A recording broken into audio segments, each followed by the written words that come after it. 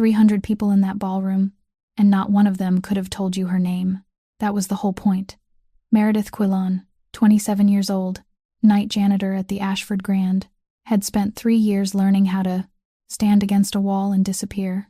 Gray uniform, hair pulled back, hands cracked from bleach, cheap mascara she couldn't afford to ruin, and a tin candy box in her apron pocket that didn't hold candy at all.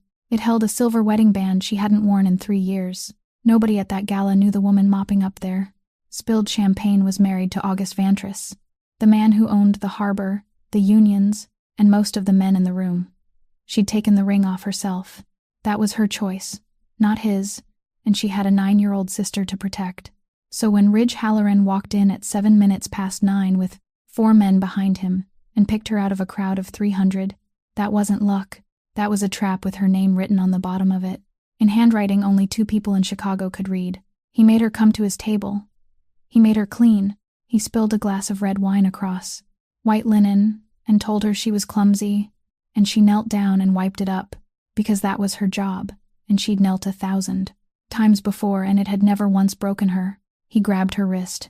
He leaned in close and told her to get down on her knees and show everybody what she really was. And she looked around that beautiful room, at 300 faces, at all that money and all those pearls, and she understood something that hurt worse than his hand ever could. They weren't afraid to help her.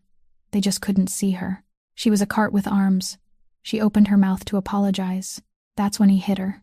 The sound cracked across the ballroom like a rifle shot. And for one long second there was nothing at all, just the taste of copper and a fork, clattering onto a plate somewhere behind her. Then the doors at the far end came off their hinges. The chandelier rattled violently overhead. The string quartet stopped mid-note. 300 glasses stopped touching all at once, and a voice went through the floor, through the bone, through the oldest part of the brain that still remembers why our ancestors feared the dark. Who dares to hit my wife? He didn't run. He walked, and it was the walking that made grown men reach for the table. But here's what nobody in that ballroom knew, and what Halloran had gotten catastrophically wrong. He hadn't come there to destroy August Vantris. He'd come for something else entirely, and the woman on the floor with blood on her lip was the only person alive who'd figure out what. She'd been standing against that wall for 3 years. She'd heard every word those men said in front of her, because nobody watches their mouth around a woman holding a mop. And before the night was over, in a cold warehouse down at the Calumet docks, in front of 5 people who could have ended her with a phone call, Meredith Quillon was going to open her mouth and say one sentence that would take an empire apart.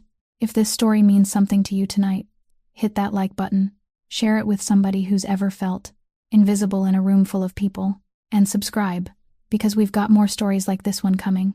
Now let's head back to that ballroom, 7 minutes past 9, and watch a wolf walk through the door. The basement of the Ashford Grand Hotel had neither night nor day. The row of LED lights fixed along the ceiling of the service corridor poured down a pale, milky white glow, steady and cold, the kind of light that made everything beneath. It looked like food forgotten in a refrigerator, even human skin. Meredith Quillon began her shift there every evening, her hands pushing a 4-wheeled cart with one wheel that squeaked. A wheel maintenance had promised to repair, since some winter she could no longer remember, and she mopped. The mop touched the floor, pulled back, lifted, wrung out. Touched the floor, pulled back, lifted, wrung out. There was nothing beautiful about that rhythm. No one would ever write music for it. But it was the only thing left in the world that kept her standing upright after everything else had gone away. One thing after another. Some nights, she couldn't remember when she had reached the end of the corridor. Her body kept working while she was somewhere else, usually in a room with a window overlooking the parking lot of Mercy Northside Hospital, where a child was waiting for her to call. She slipped a hand into her apron pocket, and her fingers found the familiar hard corner of the peppermint tin. She had held so many times that the paint had worn away at both ends, leaving 2 silver streaks. There were no mints inside. There had never been any mints. She opened the lid with her thumb, as she did every night, and the ceiling light fell across the silver wedding ring lying at an angle in the bottom of the tin. Smooth, plain, without engraving, without a stone, without anything at all. It was cheap. That was the saddest, strangest part. The man who could have bought the entire building with the loose change in a drawer had chosen a cheap ring for her because she had told him that if it cost too much, she wouldn't dare wash dishes while wearing it. She looked at it for 3 seconds, then closed the lid. She didn't wear it. The empty place still remained on the ring finger of her left hand, a narrow band of skin slightly paler than the rest, and her thumb kept wandering back to it throughout, every shift without her even realizing. The way the tongue keeps searching for the space where a tooth has just been pulled, knowing nothing is there and still needing to check again. People would have thought she hid the ring because she was afraid. Afraid of the men in this city, afraid of phone calls in the middle of the night, afraid of the name Vantris and everything that clung to it. But she didn't hide it because she feared for herself. She had stood low enough in life to understand that men like that wouldn't bother bending down to harm someone who cleaned floors. She hid it because there was her 9-year-old sister, lying on the 4th floor of a hospital north of the city, a child whose name appeared on a list. And a list was something anyone could reach if they wanted badly enough. If people learned that Meredith Quillen was August Vantris's wife, Meredith Quillen would still be all right. She was always all right. She had a cleaning cart and 2 hands, and she had survived things far worse. But the little girl wasn't someone who could press herself against a wall and stand on her own. That was the reason. And the part no one believed when she said it, not even him, was that she had been the one to make that rule. He hadn't hidden her away. She had taken off the ring herself, placed it in his palm, and asked him to keep it for her. He had stood there for a long time without speaking, wearing the expression of a man who had just had something taken from him that he had no right to ask for back. Then he had said, "All right, if that's what you want." It was what she wanted. It was still what she wanted, until tonight.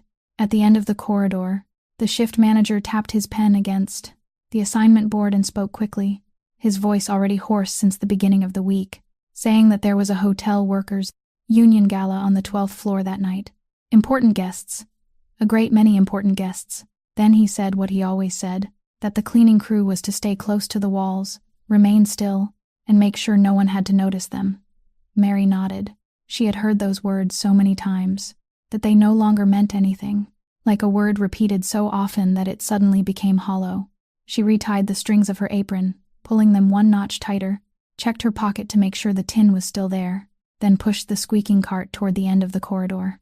The service elevator opened with a short, blunt chime. She pushed the cart inside, turned around, and pressed the button. The steel doors slid shut, drawing the 2 halves of her reflection in the dull metal together into one, and the basement disappeared. The employee restroom in the basement was tucked behind the laundry room, and it was the only place in the entire building where Meredith Quillen knew for certain there were no cameras. She went inside, locked the door, leaned her back against the pressed wood panel with the V-shaped crack she had stared at so many times. She knew every branch of it by heart, and pulled out her phone. She always called at this hour, not because it was convenient for her, but because this was when the nurses changed shifts. On the 4th floor of Mercy Northside Hospital, that brief quiet interval when the one about to leave was already tired, and the one who had just arrived hadn't had time to look around yet, and in that silence no one noticed a child whispering into a phone beneath the blankets. 3 minutes. She had never stayed on longer than 3 minutes. The phone hadn't even completed a full ring before the little girl answered, and her voice burst through bright and clear, as though someone had just switched on a light in a dark room. "Sis." Mary closed her eyes. It was only that one word, yet it took her a second before she could speak. "I'm here." The little girl didn't ask where she was, didn't ask how her shift was going. She went straight to what mattered to her. She said she was almost finished drawing it, that she had been working on it since the afternoon, that she wasn't letting anyone see it yet, not until it was done, and Mary heard paper rustling and a pencil rolling. Across the little table attached to the hospital bed. "What are you drawing?" "A secret. All right, a secret." Then the little girl said that Miss Delphine was on duty today, that she had lent her a green-colored pencil because hers had broken, and that Miss Delphine said she used to draw when she was little too, but she was terrible at it. Mary smiled into the stained mirror above the sink, smiled at a woman with dark circles beneath her eyes whom she no longer recognized, and she said it without thinking. Before she could stop herself, "I know what she's doing." The other end of the line went silent for a beat. Then the little girl said yeah and moved on to something else, because children always knew where not to dig, and neither of them asked another question. "Sis," the little girl said, "Miss Bramble has a parent meeting next week. She told me to ask you." Mary opened her eyes. On the wall across from her, beside the faded rules notice, hung the monthly shift schedule, and her gaze found her name in exactly that square, on exactly that day, night shift, as always, as every week, as every month. "Of course," she said. "I'll be there." The little girl didn't answer at once. That silence lasted longer than a beat, and Mary knew exactly what was happening inside it. The child was weighing whether she should say what she was thinking. She always weighed things. She was a child who had learned to weigh every word before. She was old enough to understand what caution even meant. Then she spoke, her voice light, without accusation, and that was precisely what made it frightening. "You said yes in the voice you always use when you say yes." Mary opened her mouth. Nothing came out. The little girl went on. "It's okay, sis. I'm used to it." The line went quiet, and then the call ended. Mary stood there with one hand still holding the phone, against her chest and the other gripping the edge of the sink, while in the cramped restroom, the only sound was the hand dryer roaring now and then in the room next door. She turned on the faucet. Cold water. She splashed it over her face once, then again, and when she looked up, she met her own eyes in the mirror and held them there, until everything rising inside her chest settled back down, because she owned only one tube of mascara, bought at the drugstore on the corner, and she had calculated that it needed to last through the summer. She had grown accustomed to converting everything into a single unit of measurement, and that unit wasn't dollars. The restroom door opened. Luella Abascal stood there with both hands, wrapped around a paper cup of coffee, and she had been standing there for no one knew how long. She hadn't just arrived. Mary knew because that pressed wood door always made a sound when someone pushed it, and there had been no sound a moment ago, which meant it had already been left slightly open. "Hey," Luella said, and smiled. The smile looked ordinary. It had looked ordinary for 3 years. Through 3 years of making coffee together, eating lunch together at 2 o'clock in the morning, sharing stories, or at least Luella telling them while Mary listened. "You okay?" Luella asked. "I'm fine," Mary said. Luella nodded, took a sip, then pulled out her phone and stared at the screen longer than necessary. "Hey," she said. "Your personal number is still the same, right? I must have saved it wrong. I texted you yesterday, but it didn't go through." Mary didn't think anything of it. She recited the number, 1 digit at a time, slowly, the way someone would read it aloud for a child to copy down. Luella entered it, and her hand trembled. Not much, just enough for her thumb to slip once, forcing her to erase a digit and type it again. "Cold?" Mary asked. "Yeah," Luella said without looking up. "Cold." Then she slipped the phone into her apron pocket quickly, the way a person puts away something they no longer want to see, and said she should head upstairs first, because the 12th floor was packed, and then she left. Mary remained for another moment inside the restroom without cameras. Then she smoothed her hair, tightened the strings of her apron, and walked out. Something happens inside a person's mind when they see what they have spent 3 years refusing to see, and that thing isn't fear. Fear comes afterward. What comes first is arithmetic. Meredith Quillen stood close against the eastern wall of the 12th floor ballroom, both hands resting on the handle of her cart, and for the next 30 seconds she didn't move so much as an inch, while her mind raced faster than the whole of her life put together. The service elevator. 40 steps. She had counted them. She had counted them on her very first night working there, because that was what she always did in every unfamiliar room. Count the steps to the nearest door, a habit she had carried since childhood, and had never told anyone about, not even him, but those 40 steps crossed the middle of the ballroom. They passed between the round tables, between chairs pushed back from the tablecloths, between 300 heads turning in every direction, and no one noticed a woman in a gray uniform pushing a cart across a party. That was true. But if a woman in a gray uniform ran from a party, the entire room would watch her go. The rear door. She dismissed it at once. The rear door was locked at 10 o'clock. Management had tightened the rules after a group of teenagers slipped inside and slept in the emergency stairwell the previous summer, and the key was in the pocket of the head of security, who at that hour was somewhere down on the ground floor. The bus stop, 2 blocks away, through the rear alley, where one light had been broken since Christmas. How long would it take her to run that distance? She didn't know. She had never needed to run in these shoes. Then those calculations stopped, and another calculation began, a colder kind of arithmetic, the kind she had performed every day for 3 years without ever needing a pencil. What would she lose if she abandoned this shift? This shift was one night. One night was a number, and she no longer converted that number into dollars. She had broken herself of that habit long ago. She converted it into something else, the thing waiting at the far end of every calculation she had ever made. What would she lose if she lost this job? This job was insurance. This job was the tiny line at the bottom of a page.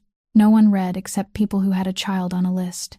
This job was the reason she could still sit beside a bed on the fourth floor on Saturday afternoon without asking anyone's permission.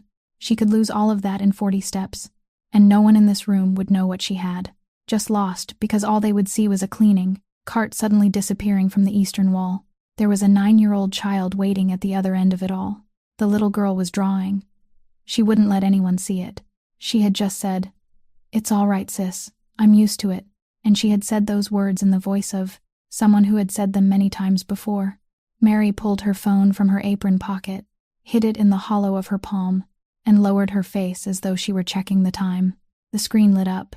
The message at the top had been sent less than a minute ago, and it was so brief she had finished reading it before she managed to breathe. "Get out of there. Now." There was nothing else. No name. He never signed his messages. He said only people who weren't certain who they were needed to sign their names. Directly above that message, in the stack of notifications, there was a missed call from a number she hadn't saved, placed not long before, and her thumb swept past it without stopping because she didn't have time, because there was always some unfamiliar number, calling a person who owed hospital bills. She put the phone away. She raised her head, and she looked straight across that glittering room, past shoulders and glasses and the string quartet playing a piece she had heard 100 times but had never learned the name of, and she saw that he was still watching her, not glancing around, not searching, watching her, which meant it was already over, which meant every calculation she had just made was meaningless because no one planned an escape route after. The hunter had already sat down and ordered dinner. Running now would be confirmation. Running now would tell the entire room there was a reason to run, and tomorrow someone would go looking for that reason, and that reason was lying on the 4th floor of Mercy Northside Hospital beneath a name on a list. Staying was a gamble. Staying meant betting that a woman holding a mop was still only a woman holding a mop, that she had played that part well enough to keep playing it for one more hour, just 1 hour, until her shift ended. Then a voice called from table number 9. Someone had spilled something. The head server called for the cleaning crew, and Mary knew exactly where table number 9 was. Table number 9 was 3 steps from his table. She pushed the cart away from the wall. She finished cleaning table number 9 in less than 2 minutes, and she had almost made it out, close enough that later she would think about that distance many times, when his voice came from behind her, and it wasn't loud. It was simply the kind of voice that made an entire row of tables fall silent so they could hear it clearly. "You there." Mary kept walking. I said, "You there." She turned around, and when her eyes met his, everything she had calculated during those 30 seconds, beside the eastern wall dissolved like sugar in hot water, because there was no searching in his gaze, no suspicion, nothing at all except an easy certainty, the look of a man who had finished reading the file the week before and had come tonight only to compare it with the original. "Come here," he said, tipping his chin toward the tablecloth. She went back.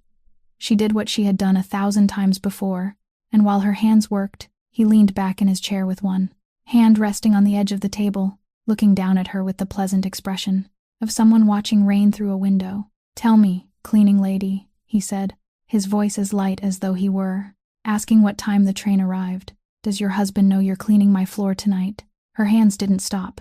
That was the only thing she could control, and she controlled it. "I think you have the wrong person, sir."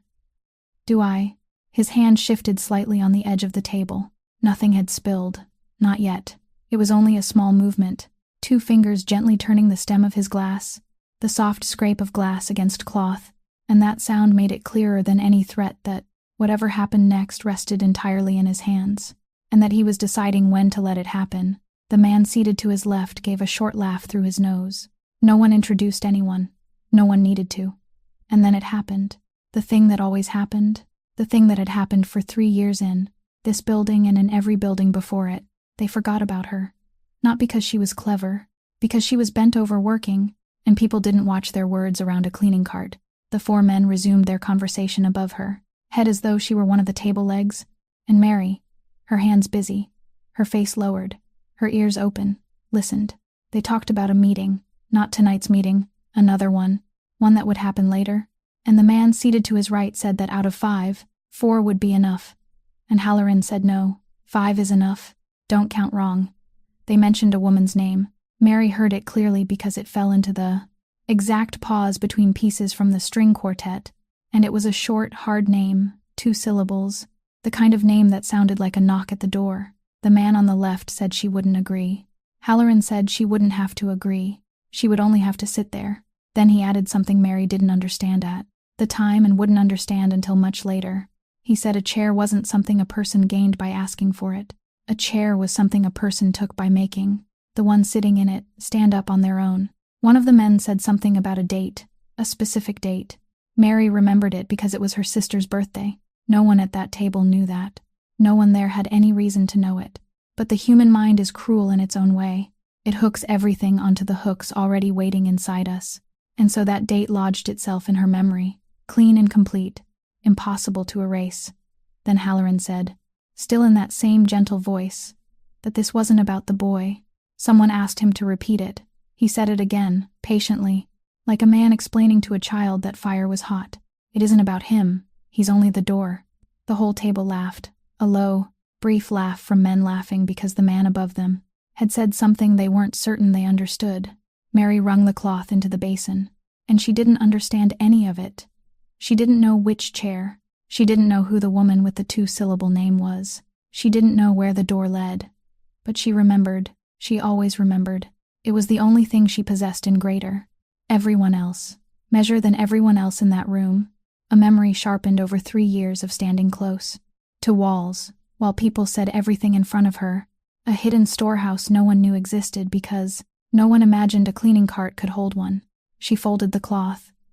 And above her, Halloran leaned closer and spoke in a voice meant for only the 2 of them. You're very good at this. You should be proud. You've done it better than anyone I've ever seen. Mary didn't look up. Then he said the final words before the wineglass tipped over, the words she would later repeat exactly inside, a cold warehouse beneath the Calumet docks. Do you know the problem with doing something well when no one is watching? No one believes you were there at all. His hand closed around her wrist, and the first thing Mary thought of wasn't strength but precision. He didn't grab. He didn't yank. He placed his hand exactly where it needed to be, just below the jut of the bone, and tightened with exactly the right amount of pressure, the kind of pressure only someone who had done this many times would know. Enough to keep her from pulling free, but not enough for anyone, sitting 2 tables away, to realize something was wrong.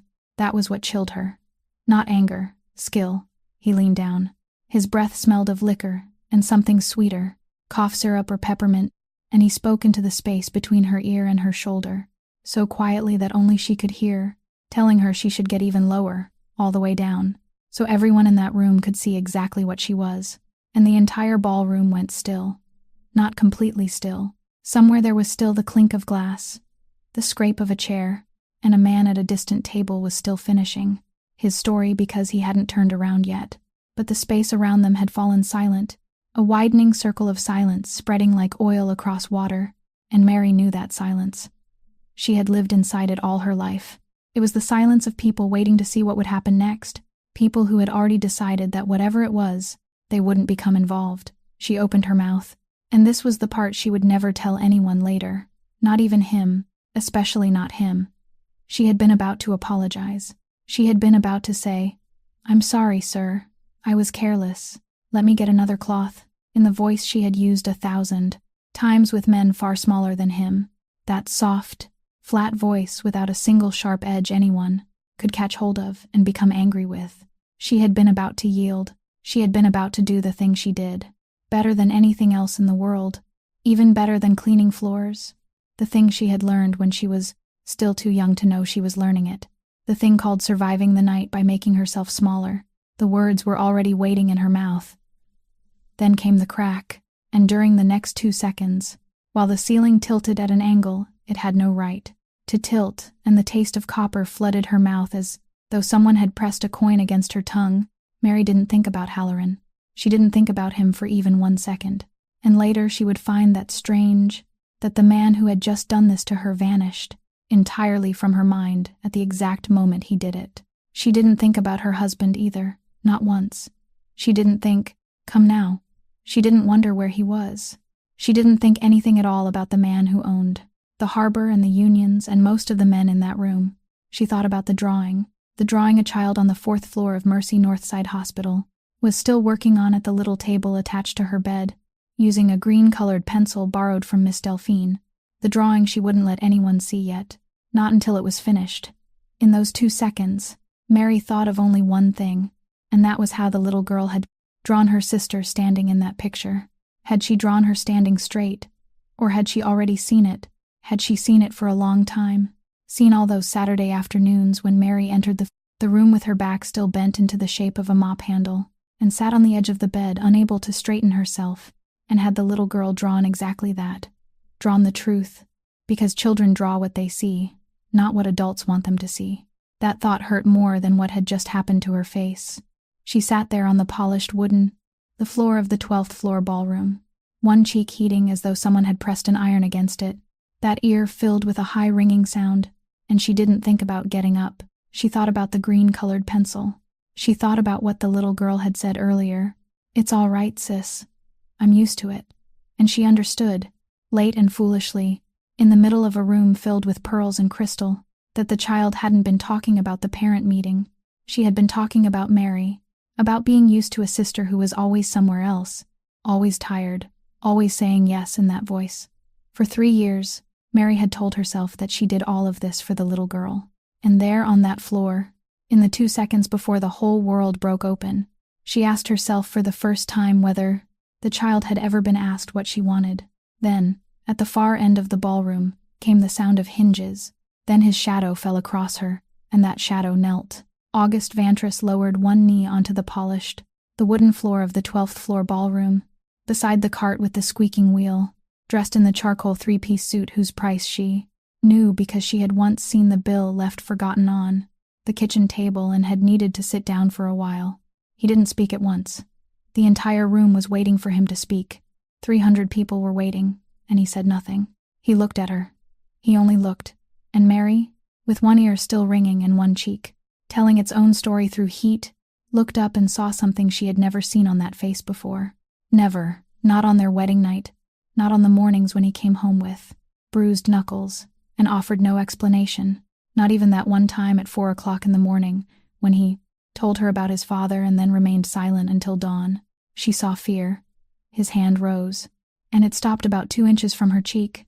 It was the hand that had done things he had never told her about, things she had decided long ago she would never ask about, the hand that had signed papers that made people leave this city in the middle of the night, the hand whose meaning everyone seated at the long table beneath the Calumet docks understood when it came to rest against the wood.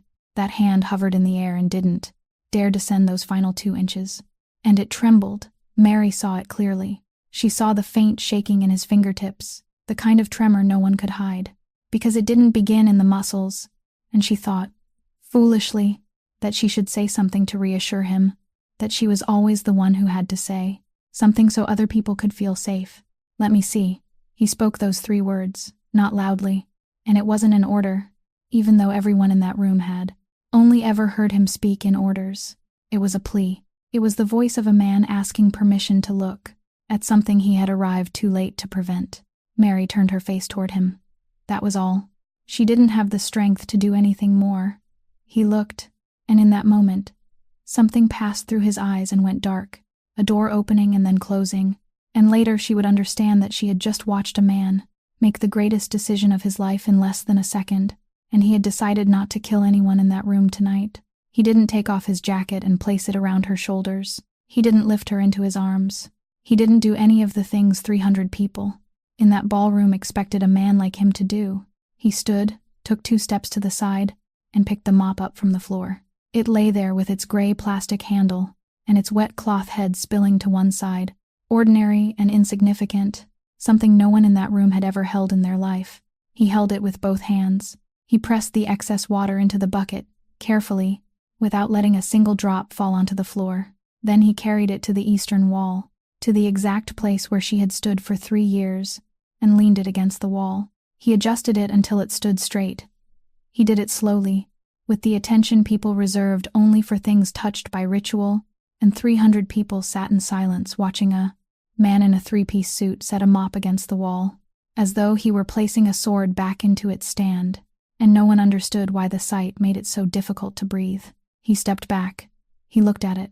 Then he turned and faced the entire room. And he spoke. He didn't shout. The shouting was over. The shouting had already broken everything that needed to be broken. This time he spoke in his ordinary voice, and it was precisely because the voice was ordinary that it carried farther. 300 people in this room. 300 people watched. No one stood up. No one answered. A woman at a table near the window set down her glass very gently, as though even the sound of crystal touching linen might be counted among the crimes. At his table, Ridge Halloran was still seated, one hand resting on the edge of the table, and he was smiling, and that was the only thing in the entire room Mary should have noticed, the thing she was supposed to notice. But at that moment she was still looking at the mop standing upright against the wall, standing properly, standing like something with dignity, and she didn't understand why.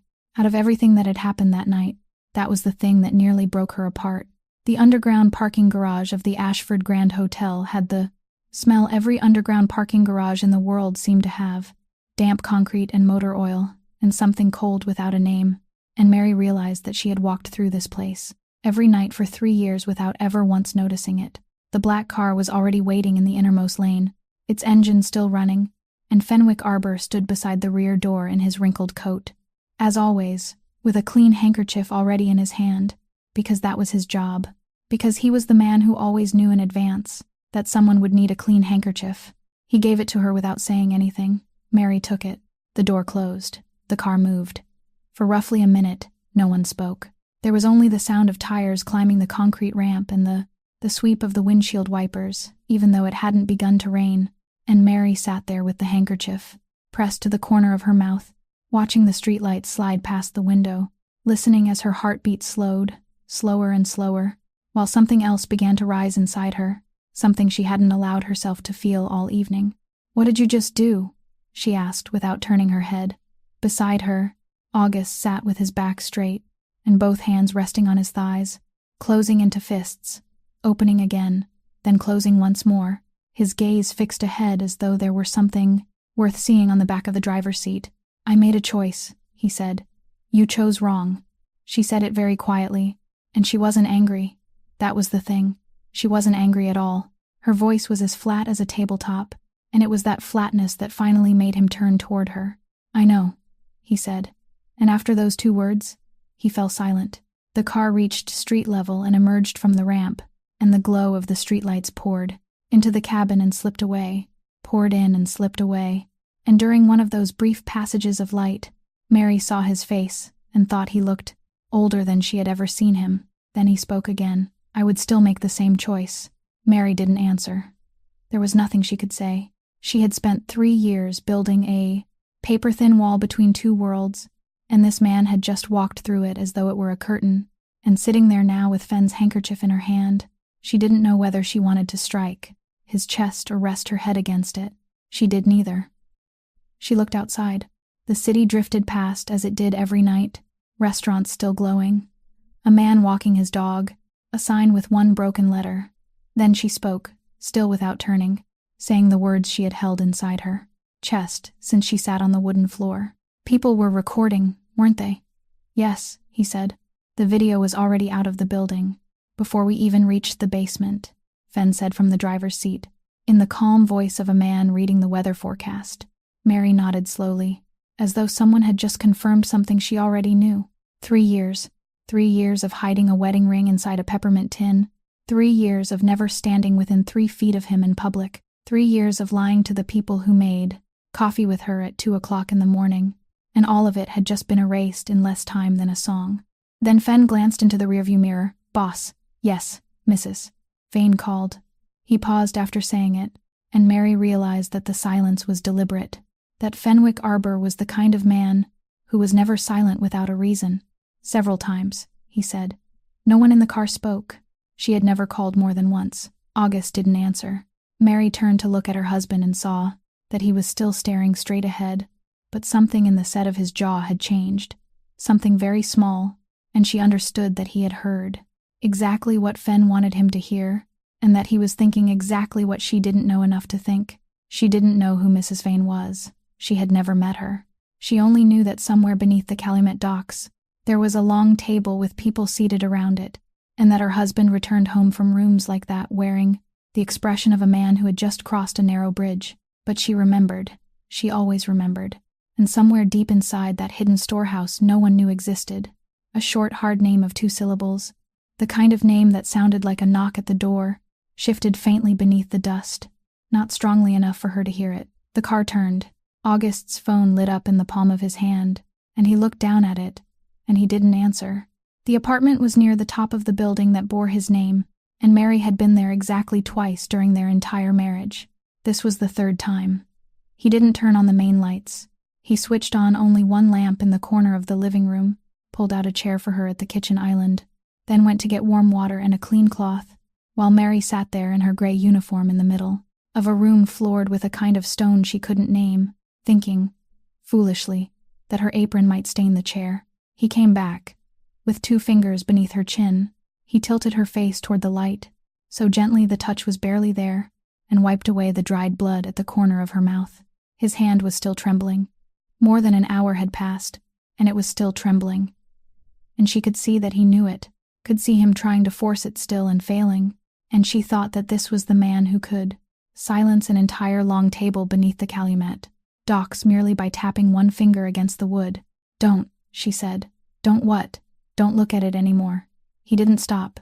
He finished cleaning the blood away, folded the cloth, set it down, then stood there with both hands braced against the stone counter and his head lowered, while the apartment remained so quiet that she could hear the wind striking the glass outside. And that was when she said the thing she had kept inside her chest for 3 years. "I said it because there was nothing left to protect anymore, because everything worth hiding had already been recorded that night and carried out of the building. I didn't hide because I was ashamed of you." He looked up. "I hid because I was ashamed of me." He said nothing. "You have an entire building," she said. "You have that table. You have people opening doors for you whose names you don't even know. You have a phone that rings and makes people change the course of their lives. I have a cart. I have a cart with one squeaking wheel that maintenance has promised to fix since some winter I can't even remember. Do you think I took off the ring because I was afraid? I took it off because every time I wore it, I had to answer the question of why you chose me, and I didn't have an answer. And after 3 years, I still haven't found one." August looked at her for a long time. Then he walked out of the kitchen without saying anything, and Mary sat there listening to a drawer open somewhere in the darkness, and when he returned, he was carrying a thick file with a gray cover, the same dull gray used for every tedious document in the world. He placed it on the stone counter in front of her. "Open it," he said. She opened it, and for the first second, she didn't understand what she was looking at, because she had expected to see her own name. She had prepared herself to see her name and the numbers beside it, the numbers she had avoided for 3 years. The envelope she hadn't opened. Her name wasn't there. Other names were. So many other names. They ran down the page in a column, then onto the next page, then the one after that, names belonging to people she didn't know, men and women and children, arranged alphabetically, one name per line, perfectly even, dull and administrative. At the top of the first page was the title of a fund that covered long-term treatment expenses, and beneath it was a registration number and an address in a building Mary passed every day on her way to the bus stop. 240 names. She turned the page, then turned it back, and she found it near the middle, pressed between 2 unfamiliar names. Not bolded, not marked, without anything to distinguish it, just one line like every other line. The little girl's name. Mary looked up. She couldn't speak. "I couldn't help only you," August said. His voice was very quiet. "If I helped only you, there would be a trail of money leading from me to a bed on the 4th floor, and a trail of money is a thread, and all anyone needs is one phone call to pull that thread, and at the other end of it is you." He paused. "So I helped 240 people, so no one would see you among them." Mary opened her mouth, then closed it again. She looked down at the papers, at the column of names running the length of the page, and heard her own voice coming from somewhere far away. "You hid me. Yes, you hid me by helping 239 other people. Yes," he said. And she broke apart, There was no sound. That was the thing. No sob, nothing at all. Only her 2 hands resting on the file, her body folding over it, and tears falling onto the names arranged in alphabetical order, blurring some name beginning with the letter D that she would never know belonged to whom. She hadn't cried when Halloran's hand closed around her wrist. She hadn't cried on the wooden floor in front of 300 people. She hadn't cried inside the restroom without cameras when a 9-year-old child told her, "I'm used to it." She cried now, here, over a dull gray file filled with ordinary paper, and he didn't touch her. He only stood on the other side of the stone counter and let her do the one thing she had never done in front of anyone in her life. Then he spoke. "Love isn't a loan, Mary. You don't owe me anything. I didn't lend you something so I could demand it back later. I only did what a person does when they have something in their hands and the person they love doesn't." On the stone counter, his phone vibrated once. Then again. He looked down at it and didn't pick it up right away, and Mary, her vision still blurred, saw his jaw make the same small movement it had made in the car. "The table is in session," he said. He went downstairs alone, and Fen was already standing beside the car door as though he had never left that spot, as though for the entire hour that had just passed he had done nothing but stand there watching the concrete ramp and waiting. The car pulled away from the building. Chicago near midnight had the look of a man who had just taken off his suit jacket, the streetlights a sickly yellow, steam rising from the manhole covers, and for the first several blocks no one said anything. Then Fen spoke, without turning around, his eyes still on the road, both hands still resting in their proper places on the steering wheel, the posture of a man who had already decided he was going to say this and would say it in an ordinary voice. "You just gave him exactly what he wanted." August didn't answer. Fen changed lanes. "I've worked for you for 8 years, he said. "I've never spoken to you like this before. But I'm going to tonight, because if I don't, there may be no one left to say it to tomorrow morning. 300 families depend on you. You know that number, don't you? 300 dinner tables, 300 refrigerators with food inside them, and none of those people know who Halloran is. And they don't need to know. That's why you exist, so they won't have to." He stopped at a red light. "You gambled all of that," he said. Over a slap, the light turned green. The car moved. "Over what?" August sat in silence. Then he spoke, and there wasn't a trace of defensiveness in his voice. "You remember my rules, don't you, Fen?" Fen went quiet. "Don't touch women. Don't touch children. Don't touch the people who serve you." "I remember," Fen said. 3 lines, hanging on your office wall. Everyone who walks in sees them. Do you know why the 3rd line is there?" Fen didn't answer right away. He thought. He was the kind of man who, when asked a real question, stopped and searched for a real answer, and finally he said, honestly, "No." August looked out through the window. A laundromat still glowing with light slid past outside, and inside, a woman sat on a plastic chair watching the dryer drum turn, and he watched her until she disappeared from view. "Because everyone writes the first 2 lines, he said. "Go ask anyone in this city. Ask anyone sitting at any table. Don't touch women, don't touch children. Anyone can say that. Everyone likes saying it. They say it at weddings, they say it at funerals. They say it and then go home and sleep well. It's cheap, it costs nothing." He paused. "But no one writes the 3rd line." Fen said nothing. "Do you know why?" August said. "Because women have husbands, fathers, brothers, children have mothers. Touch them, and someone will come looking for you. And everyone in this business understands that. So the first 2 lines aren't really morality. They're arithmetic. They're only another way of saying, don't create a debt you can't afford to repay." He turned his head and looked at the back of Fen's neck. "But the people who serve have no one to avenge them." Fen changed lanes again, more slowly than necessary. "The people who carry the food. The people who clean the floors. The people who stand against the walls. You can do anything you want to them in any room, and the next morning no one will knock on your door. No one at all. That's why the 3rd line is the only one of the 3 that means anything. The first 2 are contracts. The 3rd is a law." The car crossed the bridge. The river below was black and flat and reflected nothing. "I wrote that line when I was 22, August said. "Long before I met her. Before I had any table to sit at. Before I had you. Before I had anything worth losing. I wrote it on the back of a bill in a room rented by the month, and I remember sitting there staring at it for a long time because I knew that if I wrote those words down, one day they would come to collect from me." He fell silent.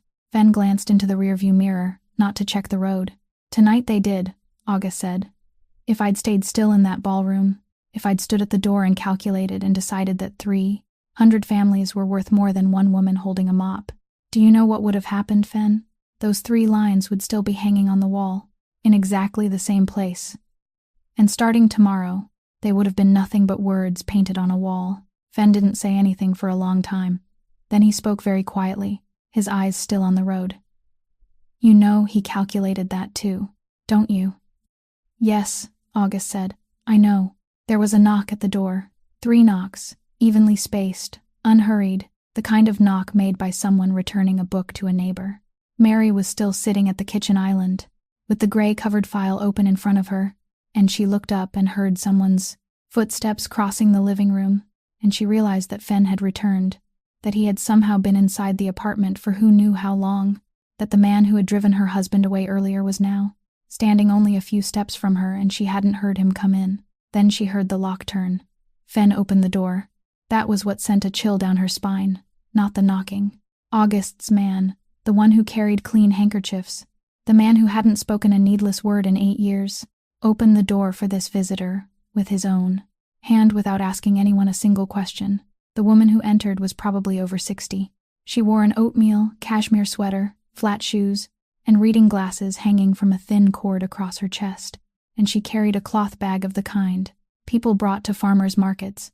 She looked like a retired school teacher who had stopped by because she happened to be passing, and that was precisely the most frightening thing about her, because Mary had spent her whole life in rooms filled with men in suits, and she knew something other people learned too late, that danger never looked like danger. Fen closed the door, moved into a corner of the room, and vanished from the conversation like a piece of furniture, and Mary thought bitterly that she understood the feeling. Sit down, dear, the woman said, even though this wasn't her home. Then she pulled out a chair for herself and sat on the other side of the stone counter, placed the cloth bag at her feet, and studied Mary's face for a long time, intently and without pity, the way someone might examine a crack in a ceiling to determine where the pipe ran behind it. I'm Odessa Vane, she said. I suppose your husband hasn't had time to introduce us. Mary said nothing. Mrs. Vane opened the cloth bag, took out a thin stack of papers, placed it on the stone counter, turned it so it faced the proper direction, and pushed it across.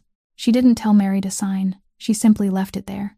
Then she spoke in a warm voice, genuinely warm, and that was the thing. Do you know what makes tonight difficult? It isn't the video. Next week the video will become a joke on the internet, and by next month no one will remember it. The difficulty is that there is a name now. Before tonight, your husband was a man with principles. That was inconvenient, but people could tolerate it. Starting tonight, he is a man with a weakness, and a weakness has a name, and that name is sitting in front of me wearing a gray uniform. She took a sip of the water Fen had just placed before her, though Mary hadn't seen when he set it down. I'm not threatening you, she said. I hate threats. Threats are the work of people who have nothing to offer. She tapped one finger against the papers twice. Sign this, and you lose nothing except a last name you have never used anyway. There will be money, enough that you'll never have to return to that building, enough for you to live somewhere with daylight. And, she said, her voice softening until it was almost gentle, the name on the 4th floor of Mercy. Northside Hospital will receive attention. Mary's head snapped up. I'm not saying I can perform miracles, Mrs. Vane said. I'm saying that in this city there are lists, and on every list there are names no one bothers to notice, and I'm accustomed to noticing. You've been inside that system for 3 years. You know what I mean. The apartment fell silent. Outside, the wind struck the glass, and Mary sat there and understood that this was the cruelest blow anyone had ever dealt her.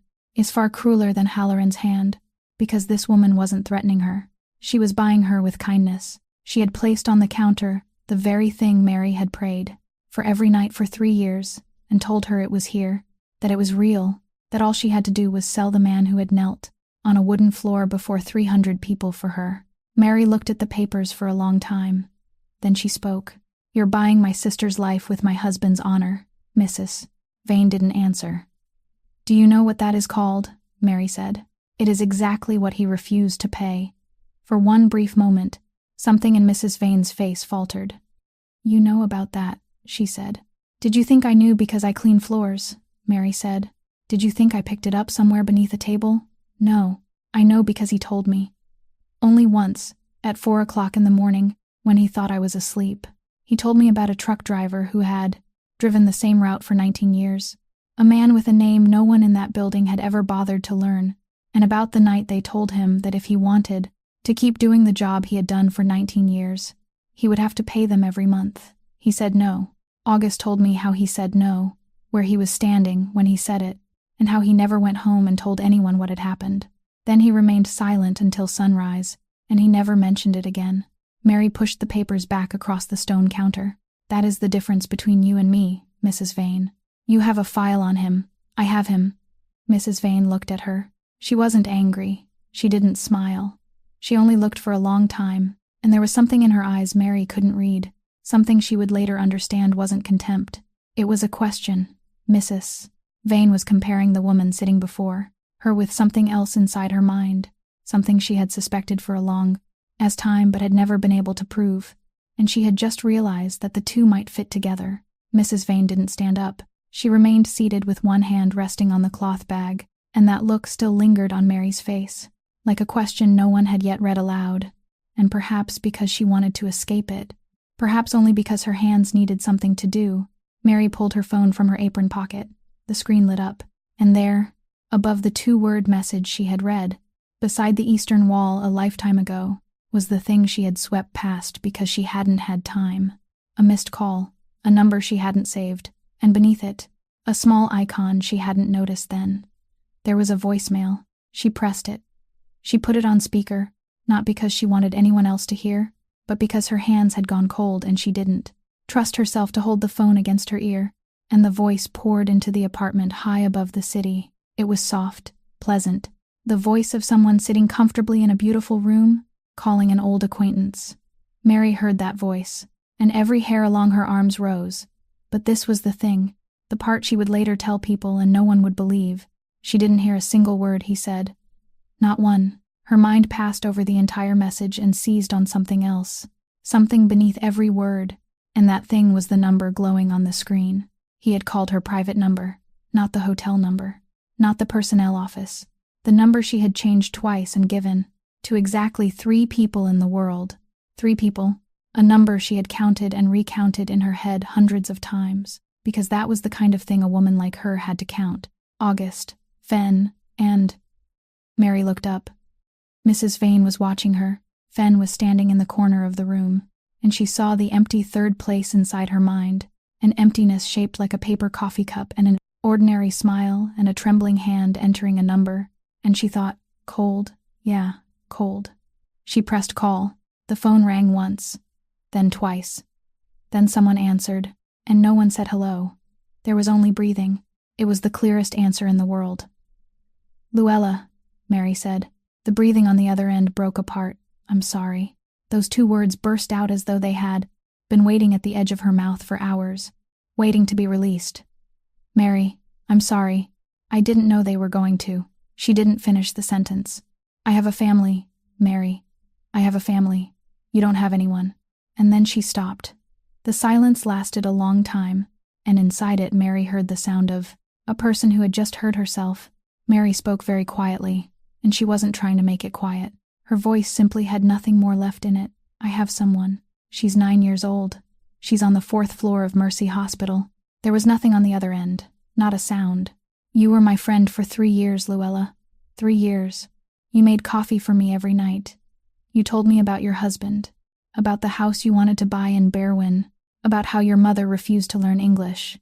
I know all of it. I even know his birthday. Mary stopped. You never asked me a single question about my life. 3 years. Not one question. There was a sound on the other end, the sound of someone sinking down onto the floor. Then Luella spoke, and her voice no longer had any shape at all. They came to me on Tuesday. They showed me my husband's file. His papers have been pending. You know how long they've been pending. And they told me they only needed 1 number. Just 1 number, Mary. They said they only wanted to scare you for fun. They said that if I didn't give it to them, he would be on a plane this Friday. When she finished, she fell silent. She didn't say anything else, and Mary was grateful to her for that, strangely grateful, because if Luella had offered one more excuse, Mary might not have endured it. Mary stood there with the phone in her hand. She didn't say, "I forgive you." She didn't say, "I understand." She didn't say, "I'll make your life miserable." She said nothing at all. She ended the call. Then she stood motionless in the high-rise apartment through a silence no one dared interrupt, and she opened the voicemail again. A second time, and this time she heard the words. His voice poured out again, soft and pleasant, seated in a beautiful room. There was music behind him, the string quartet, the piece she had heard 100 times without ever knowing its name. And he said that Mrs. Vantris shouldn't worry, that when everything was over he would take good care of her, that she would never have to kneel and clean anyone's floor again. Mary went completely still. She played that part again. Then once more, "You will never have to kneel and clean anyone's floor again." She looked at the small numbers displayed beneath the voicemail, the time it had been left, and she made the calculation she had made 1,000 times in her life, the calculation of a woman who converted everything into a single unit. She hadn't knelt tonight. She hadn't knelt once until his wine glass spilled, and that spill had happened after this message was left. Mary raised her head very slowly. Mrs. Vane was still watching her, and Mary heard her own voice, dry and calm, the voice of someone who had just found beneath a table the thing the entire room had spent all night searching for. He wasn't describing what I had done. The phone in her hand vibrated, and when Mary looked down at the screen, her entire body turned to stone, because the name displayed there was Mercy Northside Hospital, and over the past 3 years she had learned that hospitals didn't call at this hour with good news. She answered with a finger she could no longer feel. "Mary," Miss Delphine said, and the first thing Mary noticed was that her voice sounded normal, completely normal, the voice of someone speaking while holding a cup of tea, and her whole chest loosened by one small degree. "Nothing is wrong," Miss Delphine said at once, because she had been doing this work long enough to understand what the silence on the other end meant. "She hasn't fallen asleep yet. She insists on hearing her sister's voice. I'm giving her 30 seconds, then the lights go out." There was a rustling sound, the sound of the phone changing hands, and then the little girl's voice came through. Sleepy, the consonants blurred at the edges. "Sis, I'm here." I finished the drawing. Mary stood in the middle of the apartment high above the city, between a woman in a cashmere sweater and a man, standing motionless in the corner, and a covered file still lying open on the stone counter, and she held the phone to her ear with both hands. "You finished it." "Yeah. What did you draw?" "You." The little girl yawned. "I drew you standing in a bright room." Mary couldn't speak. "Bright," she said after a while. "Yeah," the little girl said, "because you always work at night. Whenever I draw you, I always have to color the background dark, and I'm tired of coloring dark backgrounds. So this time I made it bright. I wanted you to stand somewhere bright for once." Miss Delphine said something in the background, and the little girl answered, "Yes, ma'am," then said, "Good night, sis," and the call ended. Mary lowered the phone. She stood there for a long time. No one in the room spoke. Then she turned and walked into the bedroom, the room where she had slept exactly 2 nights in her life, and opened the closet. It was still there inside the garment bag, the thing he had given her months earlier, and she hadn't asked why. She remembered being angry then. She remembered asking where he expected her to wear something like that, to clean floors, and he had only said, "Leave it there," then walked out onto the balcony and stood alone. She had thought it was a gift. Now, standing before the closet, she understood that it hadn't been a gift. It had been something prepared in advance, the way people kept a fire extinguisher behind glass. And the man who had hung it there months ago had always known, that one night she would need to enter. A room where she hadn't been invited. She took off the gray uniform. She put on the dress. It wasn't beautiful. That wasn't the point. It fit. It fit so perfectly it frightened her, fitting every place, fitting at the shoulders, fitting at the waist, and she stood before the mirror looking at a woman she had never met, and thought that this man had taken her measurements without asking, simply by watching her for 2 years. Then she picked up the apron.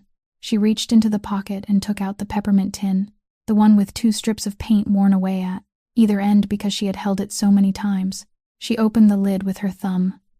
The ring lay tilted at the bottom, smooth, plain, without engraving, without a stone, cheap, the kind of ring a man bought when a wife told him that if it were expensive, she wouldn't dare wash dishes while wearing it. Mary lifted it with 2 fingers. She looked at it for a moment.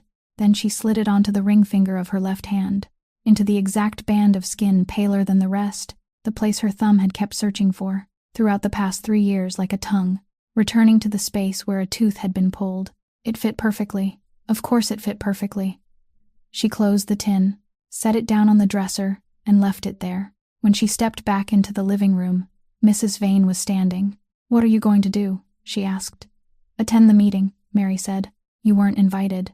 Mary walked past her toward the door, then paused for a moment with one hand resting on the lock. "I've never been invited into any room in my life, Mrs. Vane. I still go in."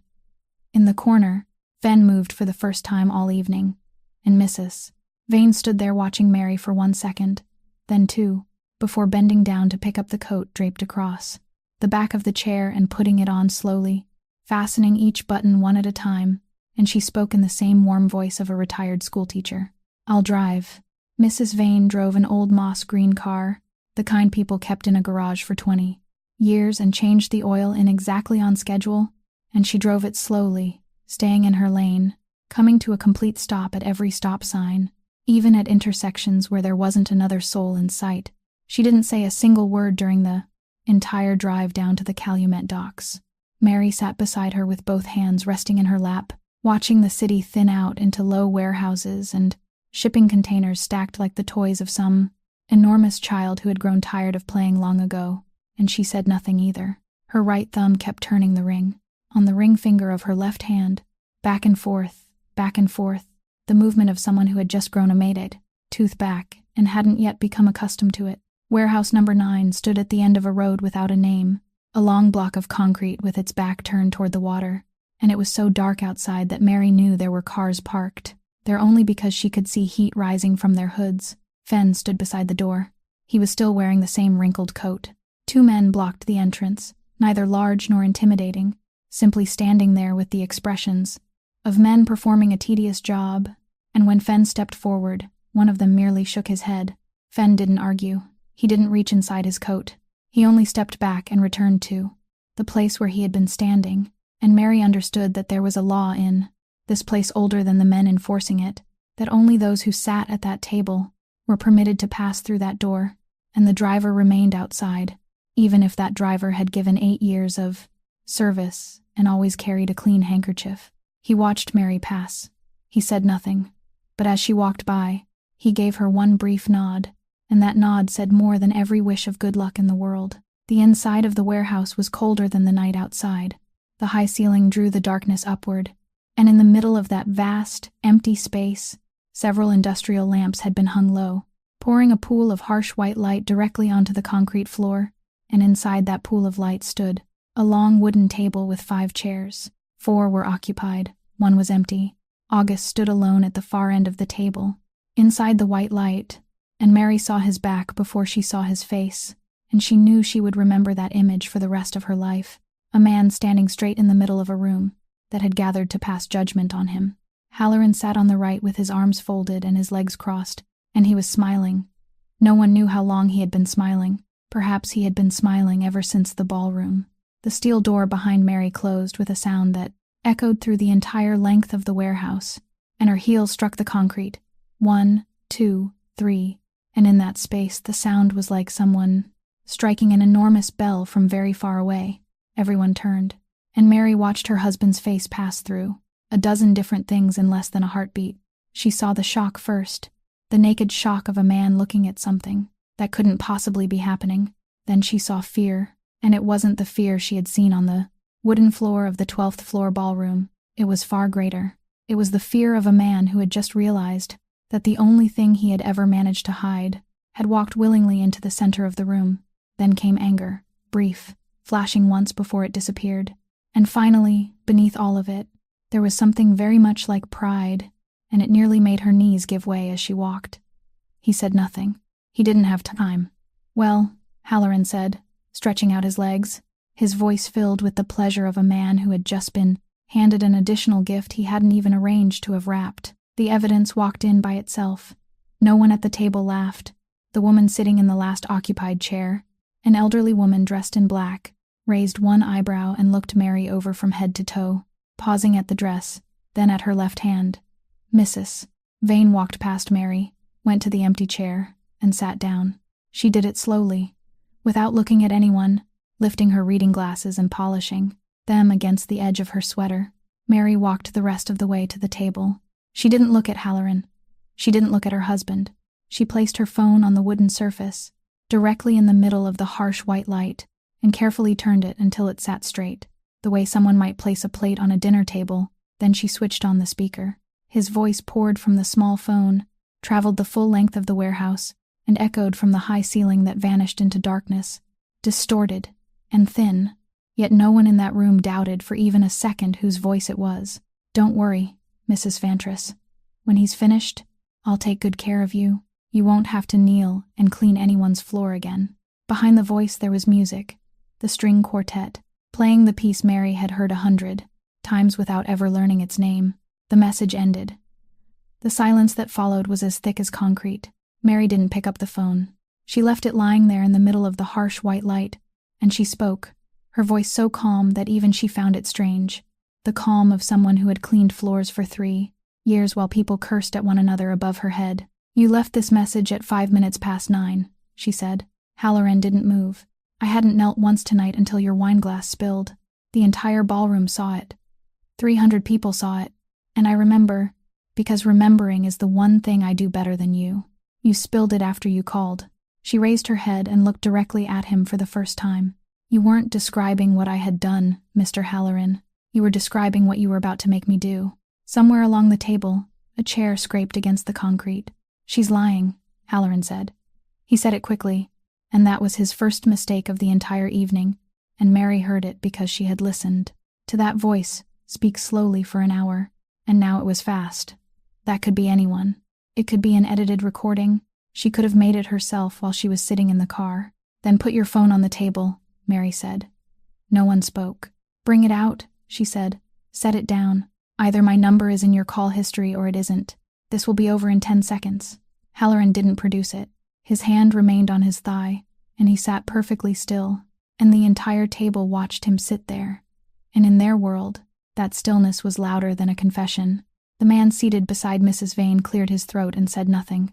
Then Mary did the thing she would never later be able to explain, perhaps because during 3 years of standing against walls she had learned that a person could be read entirely by the way he spoke to someone carrying his food. She spoke slowly. "But you weren't careless, were you?" Halloran raised an eyebrow. "People would think your hand slipped," she said. "They would think you called the wrong number, that you forgot a voicemail remained behind. No, you could have had someone else make the call. You could have sent a message from a disposable phone. You have an entire building full of people, willing to do that filthy work for you. But you called me yourself, in your own voice, on my private number." She drew in a breath. "Because you wanted me to hear it. There wasn't a sound in the warehouse. You wanted me to walk to that table, with your voice already inside my ear," she said. "You wanted me to pour your wine while I knew. 4 minutes. You gave me exactly 4 minutes to understand that something was going to happen, and that I couldn't do anything about it. That is what you enjoy most, isn't it, Mr. Halloran? Not winning. Winning is too quick. Winning is boring. You enjoy the part where people know, in advance, that they're about to lose." Halloran shot to his feet. His chair overturned behind him, striking the concrete with a crash that rang through the warehouse, and his face had changed color, and the pleasant manner polished over 30 years fell away from him like peeling paint. "You sit here," he roared, turning toward the table. "You sit here and listen to a floor cleaner. What is she? She is a rag. You wring it out and hang it up, and the next morning no one can even remember what color the rag was." Mary wasn't angry. She realized that at once, and it surprised her more than it surprised anyone else in the room. She felt nothing at all. She simply took one step forward, deeper into the pool of light, and spoke in the ordinary voice she had used for 3 years to say, "Yes, sir. I've cleaned your private dining room on the 7th floor more times than I can count, Mr. Halloran." He went still. "I know what you keep in the bottom drawer of the cabinet beside the window. I know which chair you sit in when you're alone. I know what you say on the phone at 11 o'clock at a night when you think there's no one left on that floor, because I was there. I was right there, 10 feet away from you, beside a cleaning cart, for 3 years." She paused. "You never looked at me once. There wasn't a sound inside the warehouse. That isn't my weakness, Mr. Halloran. It's yours. Mrs. Vane stood up. She did it slowly, both hands resting lightly on the wooden surface, the way an older person rises from a church pew, and she removed her reading glasses and let them fall against the end of the cord. Ridge, she said, give me the phone. He turned toward her. Odessa, give me the phone. And Mary, standing 3 steps away, saw something she wouldn't fully understand until months later. Mrs. Vane wasn't looking at Halloran. She was looking at the phone lying in the middle of the white light, the cheap phone with the cracked screen, belonging to a woman who cleaned floors, and there was no outrage on her face, no justice, nothing moral at all. There was something else, the look of someone who had just found the final piece of a puzzle. They had spent months grinding their teeth over in silence, and that last piece had finally revealed the picture, and it wasn't beautiful. Miss Quilon, she said without turning her head, do you think he staged tonight to bring down your husband? Mary didn't answer. No, Mrs. Vane said. He staged it to bring down me. The table went utterly still. You don't know the rules here, she said, and her voice remained warm, still the voice of a retired schoolteacher, and that was what made it cruel. 5 years ago, the last chair at this table stood empty, and there was a 30-year-old kid with no bloodline, no family, no one behind him. And I was the one who stood up and vouched for him. I put my name beside his. Here, when you vouch for someone, you don't lend him money. You lend him your chair. She looked around the long table. If the person you vouch for falls, it isn't only him who falls. The person who vouched for him falls too. If your husband had been proven tonight to be a man who lost control because of a woman, this table wouldn't have said August Vantris was wrong. This table would have said Odessa Vane chose the wrong man, and a chairwoman who chooses the wrong man is no longer chairwoman. She turned toward Halloran. He doesn't want your harbor, she said to August, and it was the first time that evening she had spoken directly to him. He doesn't want the union. He doesn't care about your drivers. He wants the chair I'm sitting in, and the cheapest way to take it isn't to strike me. It is to make me stand up on my own. Mary felt her entire body go cold. A chair wasn't something a person gained by asking for it. A chair was something a person took by making the ones sitting in it stand up on their own. 4 men had said those words above her head while she wrung out a cloth, and she hadn't understood a single word, and she had remembered them, because remembering was the one thing she did better than all of them. She won't have to agree. She will only have to sit there. I've suspected this since spring, Mrs. Vane said, and for the first time there was a tiny crack in her voice. I couldn't prove it. I came to see Miss Quilon tonight to find out whether she was the leverage, because if she was the leverage, then I would know who was holding it. She looked at Mary. I thought I came to confirm a weakness. She put her glasses back on. It turns out I came to hear a voicemail, and in that moment, Mary understood that she had just saved the woman in the cashmere sweater, and she had saved her without even knowing she existed until an hour ago, and she had done it not with power or money or a gun, but by remembering a sentence no one thought she had heard. Halloran understood it at the same time she did. Mary didn't see him move. She only saw the table surge forward, saw him lunge through the white light, and he didn't lunge at her, didn't spare her a single glance. He went straight for August, because it was the final move left on the board, because if he couldn't have the chair tonight, then at least he would make the other man pay in front of everyone. August moved first. Mary didn't see what he did. There was only one impact, a single, short, heavy sound that struck the high ceiling and fell back down, and by the time her eyes caught up, Ridge Halloran was on his knees on the concrete floor in the middle of the white light, and her husband's hand was clenched around his collar, holding him exactly there. No higher, no lower. No one at the table moved. No one called anyone. August bent down. You hit my wife, he said. His voice was very quiet. That was your first mistake. Your second was thinking I needed a reason. Mary took 3 steps. No one stopped her. Perhaps no one at that table could believe anyone would walk into that space at such a moment, but she did, and she placed her hand on her husband's shoulder. Her hand was small. The skin was cracked from bleach, her nails cut short, and on her ring finger was a cheap silver ring without engraving or a stone. Her hand rested very lightly on his shoulder. August, she said. The muscle beneath her palm was hard as stone. He hit you, August said. He didn't turn his head.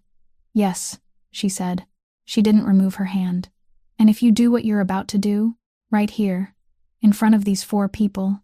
Then tomorrow morning this city will have a story. The entire warehouse was silent. That story will be that August Vantris killed a man. That will be the only sentence anyone tells. They'll tell it in diners, at the harbor, inside trucks, and they'll tell it for 20 years. And each time they tell it, it will become a little shorter until only 5 words remain. August Vantris killed a man. She leaned a little closer and spoke into the space between his ear and shoulder, the exact place where another man had spoken, into her ear in the ballroom that night. No one will tell the story of how he hit me. Not one person, August. That part will disappear by the second telling. His hand was still gripping Halloran's collar. Then Mary spoke the final words, her voice very quiet. Meant only for the 2 of them. You wrote those 3 lines when you were 22. Don't let him hold the pen. The silence stretched so long that Mary could hear the water striking the embankment beyond the concrete wall. Then his fingers opened, one at a time. Halloran fell backward onto the floor with a breath escaping him, and no one helped him. August straightened. He didn't look down at Halloran. He adjusted his cuffs mechanically, then turned toward the long table, toward the 4 people seated within the pool of white light, faces the city had never seen. Tonight I walked into a room, he said, and I asked who dared to hit my wife. No one answered. I asked the wrong question. He left those words lying in the middle of the warehouse. The right question, he said, is why 300 people sat in that room. 300 educated people with food and money and pearls, and not one of them asked whether she was all right. Not who dared to hit my wife. The question is why. In a room full of people, 1 person was struck, and not a single person stood up to ask whether she was hurt. He took 1 step along the table. You sit here and think you fear me because I'm strong, he said. You don't. Everyone at this table is strong. You fear me because I'm the only person sitting here who still remembers who he was before he had money. That is all. That is the entire difference. I still remember the smell of a kitchen at 4 o'clock in the morning. I still remember the name of the doorman at the first building I ever entered. You have forgotten, and you forgot so quickly that you convinced yourselves you never had anything to forget. He stopped at the head of the table.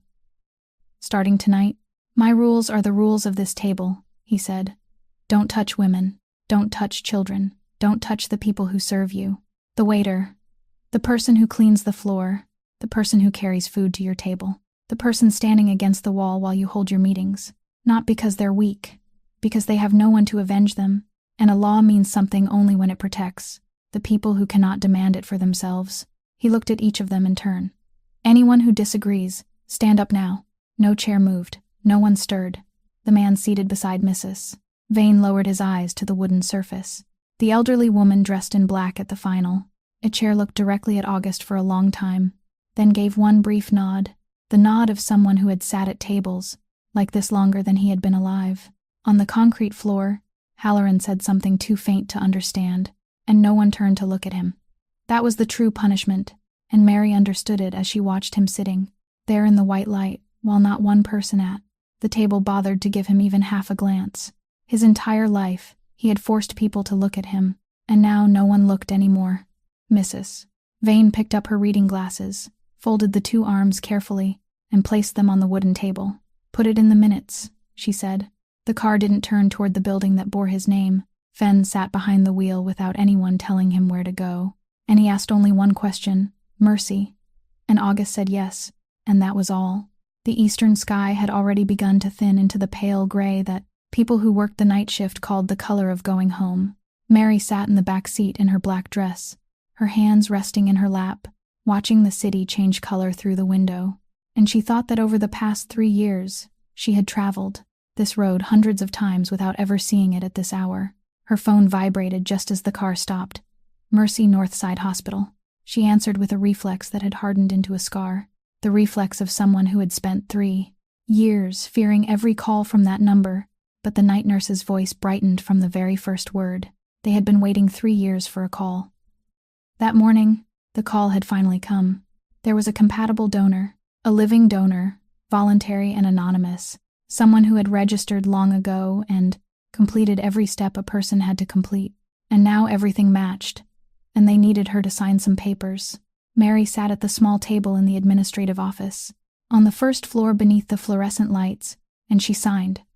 She signed here, signed there, and her hand shook so badly that the second signature didn't resemble the first. Then her eyes stopped. In the lower corner of one page was a small line, printed in the kind of type no one ever read, showing the date the donor had registered. August of last year. She read it again. Then she read it once more. The month of August last year was before she had ever heard the name Halloran, when she was still pushing the cart with the squeaking wheel through the 7th floor corridor every night, when the ring was still inside the tin, and no one in the world knew who she was. She stood and walked into the hallway. On the row of pale blue plastic chairs, beneath a wall clock that ran slow, a man in a wrinkled coat was sitting there folding a newspaper. His left sleeve was rolled up, and there was a small bandage at the bend of his arm. Mary stopped dead in the middle of the corridor. "You," she said. Fen finished folding the newspaper, made the edges square, then placed it on the chair beside him. He didn't stand. "I registered long ago, Miss Quillan," he said. "Before any of this trouble even started." Mary couldn't speak. "Why?" she asked after a very long time. Fen looked down at his hands. "Because you always put my coffee on the right corner of my desk," he said. 3 years. Every night. No one told you to do it. No one told you I was left-handed. You noticed on your own. Everyone in that building passes through my doorway every day, and to them, I'm the chair sitting in the corner. You were the only person in that building who saw me." He gave one very small shrug. "I was only giving it back." Mary stood there and understood something she would carry for the rest of her life, that she had spent 3 years believing the only thing she had to give was her labor, and it turned out that wasn't true. The thing she had given without ever counting it, the thing so small she couldn't even remember doing it, had returned to her on the very morning she needed it most. She had once studied nursing. She had left during her 2nd year. She knew every step of everything that would happen over the coming days, knew it better than some of the people who would explain it to her, and for 3 years she had sat beside that bed, with all that knowledge lying dead inside her mind because no one allowed her to hold anything. Now she didn't need to hold it. Someone else was holding it for her. She went up to the 4th floor. Daylight had fully broken beyond the window at the end of the corridor, the first light of the morning, and inside the room a 9-year-old child had just opened her eyes and was looking at her sister, standing at the foot of the bed in a black dress. "Sis," the little girl said, her voice still hoarse. "Did you go to a party?" Mary smiled, and it was the first time in many years that she smiled without trying to hide something behind it. "Yes," she said, "I went to a party." The little girl looked down at her sister's left hand, saw the ring, and didn't ask anything, because children always know where not to dig. Then her eyes moved toward the doorway. A man stood there without entering, holding his hat against his chest with both hands like a schoolboy waiting outside a classroom to hear his name called. "Who are you?" the little girl asked.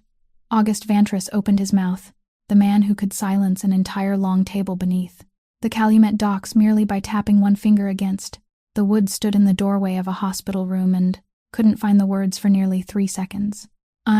He said, "I'm the man who will go to your parent meeting with you next week. If you'll allow me." The little girl looked at him for a moment. Then she turned toward her sister and said, in the most serious voice a 9-year-old could manage, that in that case he had better leave early because Miss Bramble hated it when anyone arrived late.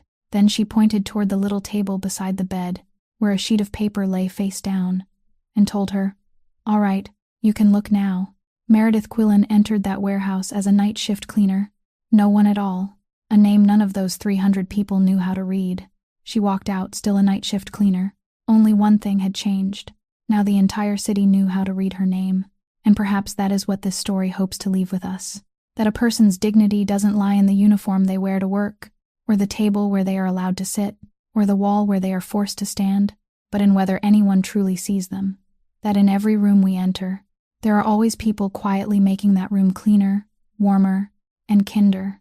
And the finest thing we can do isn't to bestow favors upon them, but simply to see them, call them by name, and ask them one question about their lives.